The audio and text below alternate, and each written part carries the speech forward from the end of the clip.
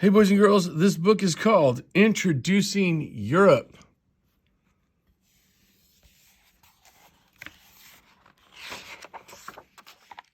Introducing Continents, Europe, by Chris Oxlade. And this is the table of contents. It's a very important feature of a nonfiction text. It tells you the chapters or the subjects that are going to be in the book and what pages they're going to be on.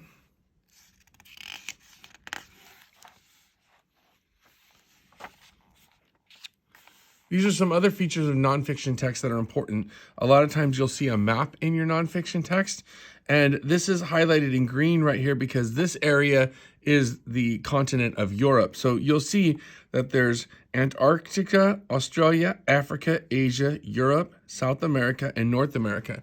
Those are the 7 continents of the world, and in dark green, that continent is Europe.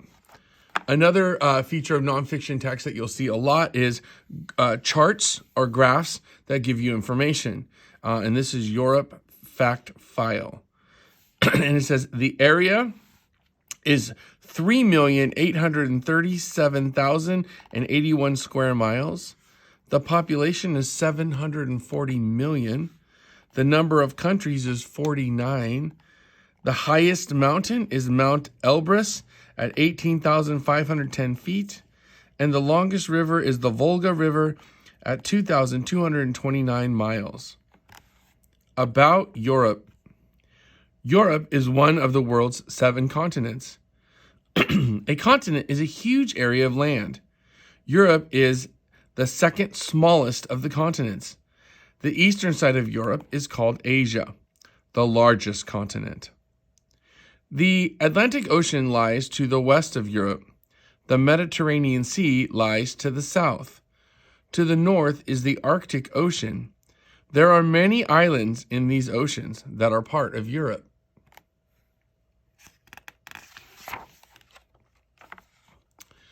Famous places. There are many famous places in Europe. The Colosseum in Rome, Italy, is a huge arena that was built almost 2,000 years ago. Romans went to the Colosseum to see gladiators fight each other. And this is another feature of nonfiction text, and these are captions or labels that talk about the pictures. And this says the Colosseum is one of the most popular places to visit in Europe. The Eiffel Tower is 1,063 feet tall. The Eiffel Tower is the most famous building in Paris, France. Millions of people go to the top every year. Buckingham Palace in London and Red Square in Moscow, Russia, are other famous places to visit.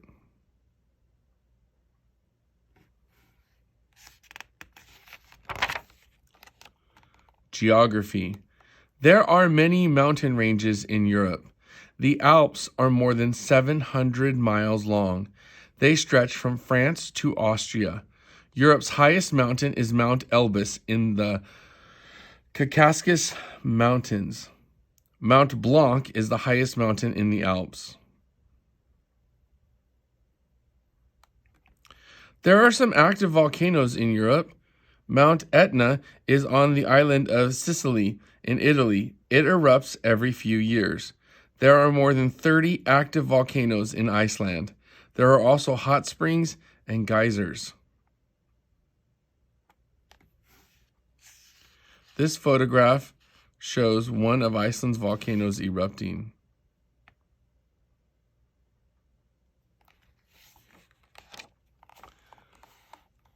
The Volga is the longest river in Europe.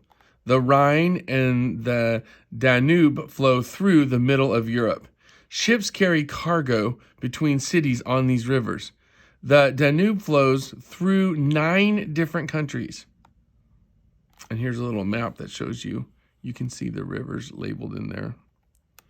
The Danube River flows through Budapest in Hungary.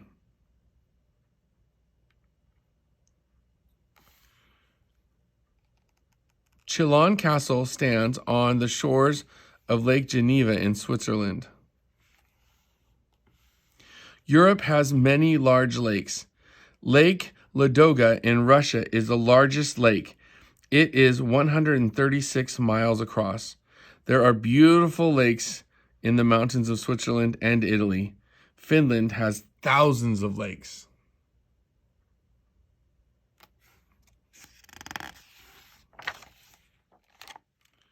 Weather. Europe has many different types of weather. In the far north, it is always cold and icy. It is so cold that the ocean is frozen solid. Even in the middle of summer, the temperature is only just above freezing. Snow and ice cover the north of Europe, the far north of Europe. Millions of people travel to the warm Mediterranean Sea for their vacations. Around the Mediterranean Sea in the south of Europe, the weather is hot and sunny in summer. In most of Europe, summer is warm and winter is cool. It can be rainy at any time of the year.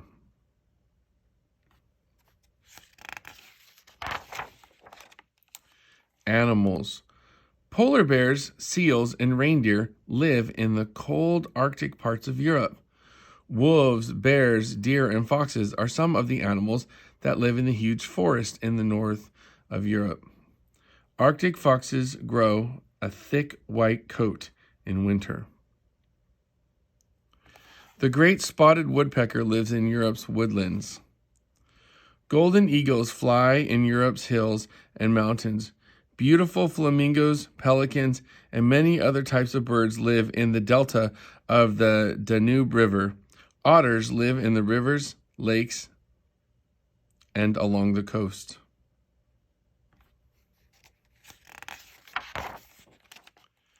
Plants and other living things. In the far north of Europe, mosses and lichens grow on the frozen tundra. There are also forests and conifer trees, such as pine trees and fir trees. Farther south are forests of deciduous trees, such as oaks and beeches. The snow-covered forests are in the far north of Europe. These olive trees are growing on the farm in Turkey. Different types of plants grow in the far south, where the weather is warmer and drier. There are olive trees, lemon trees, and orange trees. There are also vineyards full of grapevines.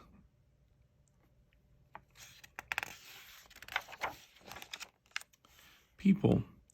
About 738 million people live in Europe. There are many different groups of people, such as Russians, Turks, and Finns. Millions of people from the world's other continents live in Europe too.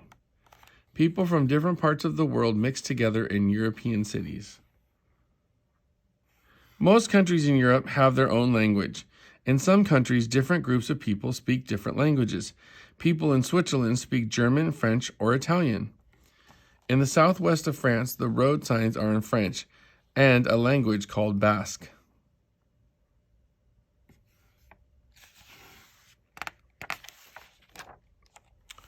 Culture. Soccer is the most popular sport in Europe. Millions of people play it themselves or watch teams such as Manchester City, AC Milan, or Real Madrid. Cycling, rugby, and handball are also very popular. The Tour de France is the most famous cycle race. These ballet dancers are on stage at the famous Bolshoi Theater in Moscow. There are many famous art galleries in Europe, including the Louvre in Paris, France, and the Uffizi Gallery in Florence, Italy. Visitors can see beautiful paintings and sculptures. There are also many famous theaters and opera houses. Countries. Altogether, there are 49 countries in Europe. Russia is easily the largest country, even though only part of Russia is in Europe. The rest is in Asia. The Vatican City in Rome is the smallest country, and it is also the smallest country in the world. And this map shows the countries of Europe. And so they put numbers here, and then you can look at the numbers to see what country that goes with. 27 countries in Europe are members of a group called the European Union, the EU. The countries work together to help each other. The European Union makes laws that must be followed in different countries. The European Parliament building is in the city of Strasbourg, France.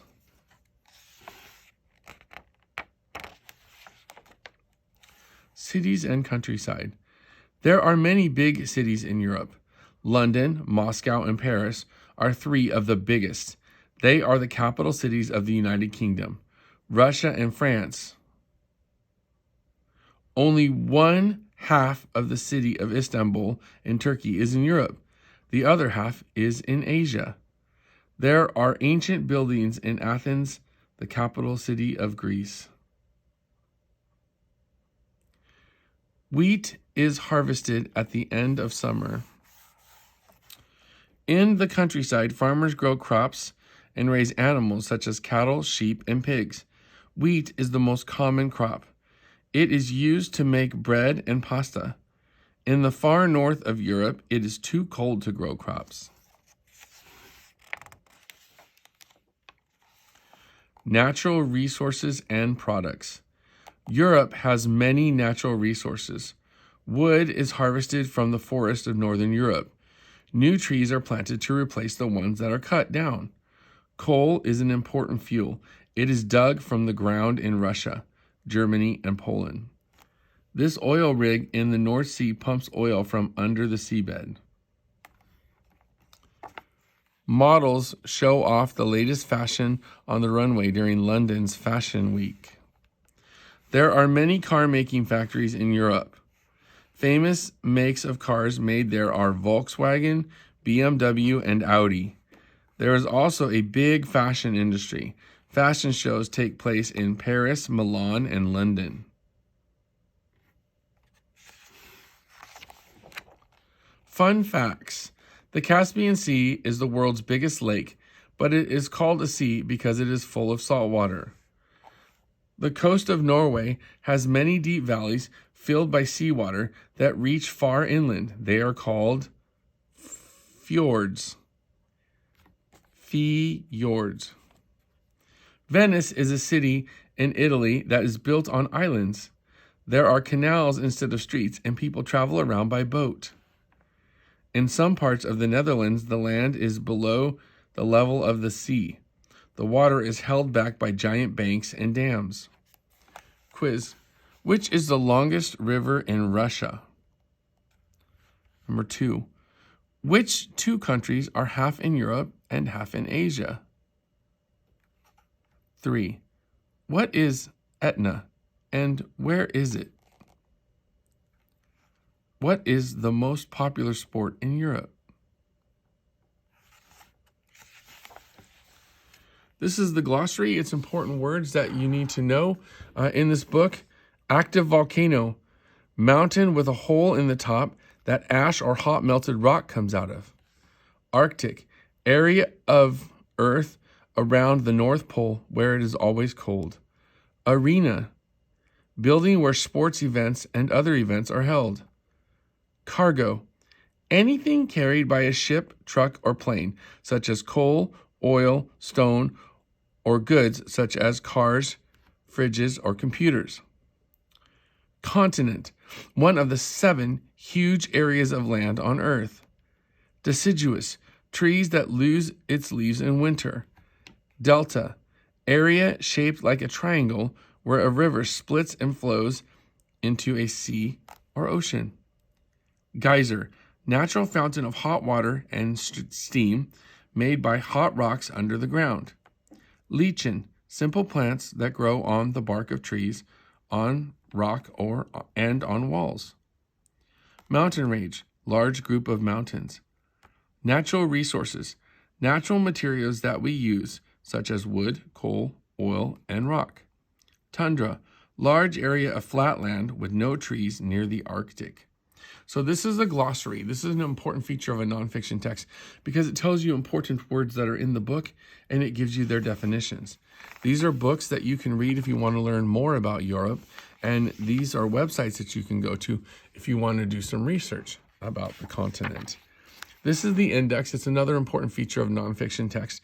It tells you important words that are mentioned in the book and what pages they are on. So population is on page 5. European Union is on page 23. Famous places, page 6 and 7. So if you didn't get the information as to where to look in the book from your table of contents, you can search your index and look for words that might guide you as to where to look, and then find those pages, and you can read those pages. So the index is an important feature of nonfiction text. This has been a book called Introducing Europe. I hope you liked it.